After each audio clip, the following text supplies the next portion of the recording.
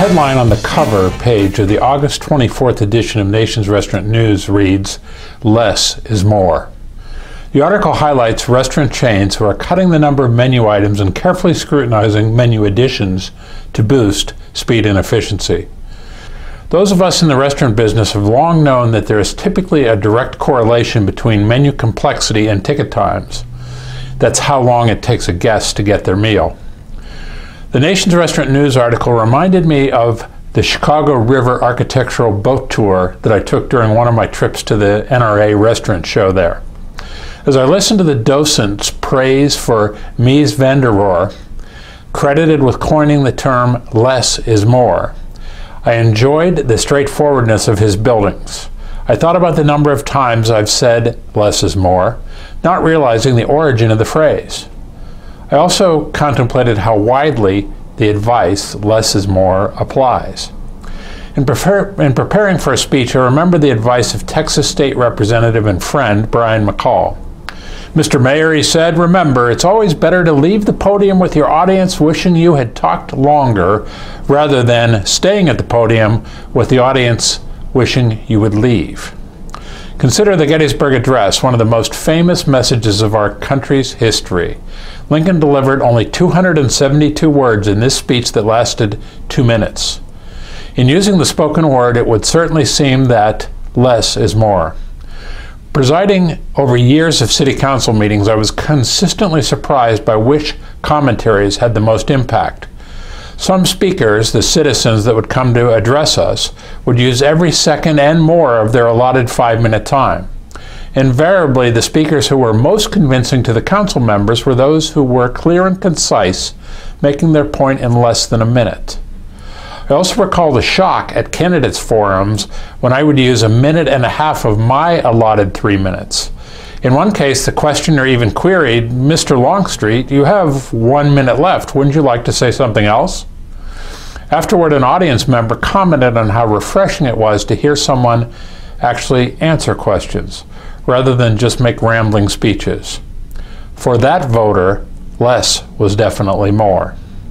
Less is more is not limited to the spoken words. In my early years of writing a magazine column, I had the benefit of an excellent editor, Patsy Morris. She regularly amazed me at how she would slash my 800-word articles down to 550 and seemed to say twice as much. In his 1918 writer's reference book, Elements of Style, William Strunk Jr. said, "Vigorous writing is concise. A sentence should contain no unnecessary words."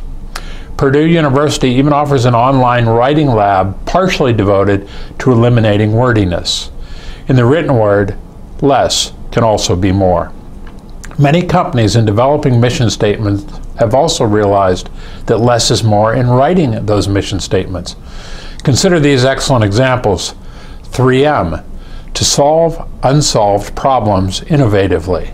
Walmart, to give ordinary folk the chance to buy the same thing as rich people. Walt Disney, to make people happy.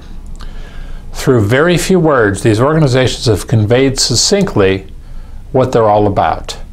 Less is more goes beyond design and words. The choicest pleasures of life lie within the ring of moderation. These brief, I would note, words of Prime Minister and novelist Benjamin Disraeli would suggest that less is more in most things. As a former chef, I would certainly argue that more petite portions are more appetizing than the gargantuan ones that are often prevalent today. And on the subject of food, simple seasoning produces the best results. Chefs who feel compelled to create complex flavors typically create a dish where the tastes fight among themselves. Seasoning done right creates a pleasing taste with components uniting to form one unique flavor, rather than allowing any one spice to be identifiable. Less is more in portion size and in complexity of food.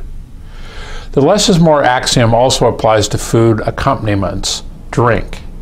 Perhaps most would agree that enjoying wine, beer, and alcohol, that less is more. Actually, studies have concluded that the same is true for water as well. According to a New York Times article, after years of telling athletes to drink as much liquid as possible to avoid dehydration, some doctors are now saying that drinking too much during intense exercise poses a far greater health risk. While more examples of less of more could certainly be cited, this video on less is more currently is more than 3 times the length of the Gettysburg Address. As I see it, it's time to conclude. Otherwise, I'll need to follow up next month with a video on hypocrisy. Before I go, however, let me encourage you to register for the PRLA Annual Conference and Awards Banquet that will be held October 25th to 27th in Pittsburgh. I assure you that the event will be educational, inspirational, and fun. Click the link in this Quick Bites for all the details. I'm John Longstreet with another edition of the Longstreet Beat. Thanks for tuning in, and I'll see you again next time.